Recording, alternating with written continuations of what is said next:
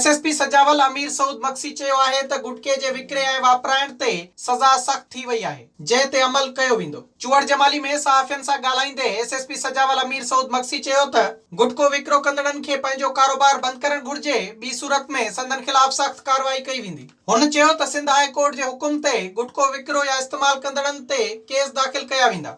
अमीर सऊद मक्सी चयो त गुटको विक्र करण ते सज़ा 10 साल कई वई आहे, जंहिं ते मुकमल अमल कयो वेंदो। कोई भी माण्हू गुटके जे हवाले सां कारोबार में वापराइण में शामिल हूंदो, उन्हनि जे ख़िलाफ़ एक्शन थींदो। पहिरियों जेको कानून हुयो 269 270 PTC, उन हवाले सां माण्हू शख़्सी ज़मानत ते आज़ादु थी वेंदा हुया या उन्हनि खे घटि सज़ा मिलंदी हुई।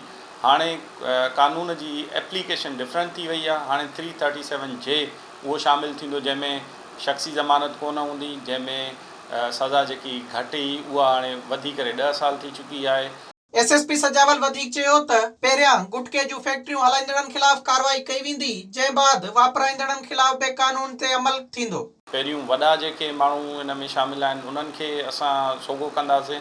आहिस्ता आहिस्ता हेठे लेवल ते जेके माण्हू वापराइनि था उन्हनि ते बि एक्शन खणंदासीं। त महिरबानी करे तमामु मीडिया जा दोस्त आहियो, इन शइ खे हर जॻह ते तव्हां आम हिकिड़ी अवेयरनेस कैंपेन हलायो, असांजी हेल्प कयो, माण्हुनि खे मना कयो ऐं जेके इन कम खां बिल्कुलु बाज़ नथा अचनि उन जी निशानदेही कयो। अमीर सऊद मक्सी चयो त सजावल ज़िले में ॾोहनि ते मुकमल ज़ाब्तो आंदो वियो आहे। समाजी बुराइनि ख़िलाफ़ पिणु क्रैकडाउन शुरू कयो वेंदो। विज़िट कयो अवामी आवाज़ मीडिया ग्रुप जी वेबसाइट awamiawaz.pk